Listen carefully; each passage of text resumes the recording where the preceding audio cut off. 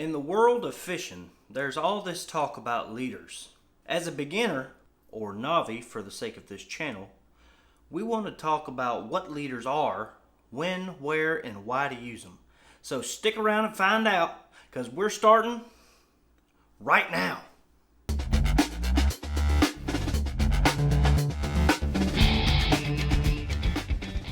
Hey you, this is me, A.D. Ross with Novi Outdoors, where we provide tips, tactics, and techniques for beginners who seek to make waves, blaze new trails, and become more efficient in the great outdoors. If you're new here, welcome. If you're returning, welcome back. P.S. If you are new here, I'd like you to seriously consider hitting that subscribe button so you don't miss any of the awesome content we put out here in the future. I'm sorry, I just had to say it. Wait, what was we talking about again? Oh yeah, that's right, leaders. Duh. So, in a previous video on monofilament, I had a buddy recommend we talk about leaders. So, here we are. Thank you, Tim.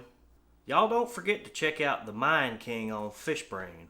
I'll throw a link down there in the description so you can have them a look-see.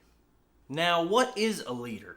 According to Lindsay Philpott in the complete book of Fishing Knots, Leaders, and Lines, a leader is a supplementary piece of line between the fishing line and the hook. The first step was identifying what it is. Now we got to look at when, where, and why to use them.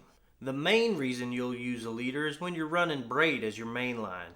As we've discussed in the past, braid is quite visible, so you'll need something to reduce that in the form of monofilament or fluorocarbon leader.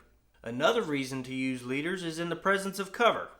Both monofilament and fluorocarbon have proven more abrasion resistant than braid, so whether you're dragging bottom, running that lure through or around rocky cover, or chasing those toothy fish, adding a leader might be able to save the day in more ways than one.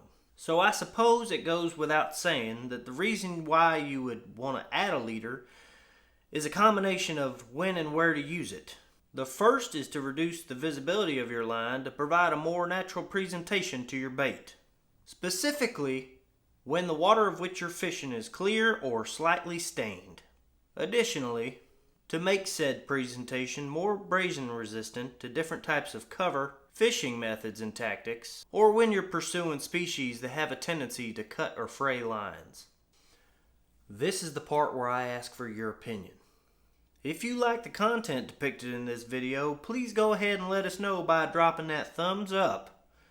Or if you could, more importantly, let us know what you think in the comments below. We'd love to hear from you. Do you use a leader? If so, what kind and for what applications? That being said, I want you guys to remember that in the beginning, we all had to start somewhere. I'm A.D. Ross. It's been a pleasure having you here today, and I look forward to speaking with you again soon. Take care and God bless, because Novi is out.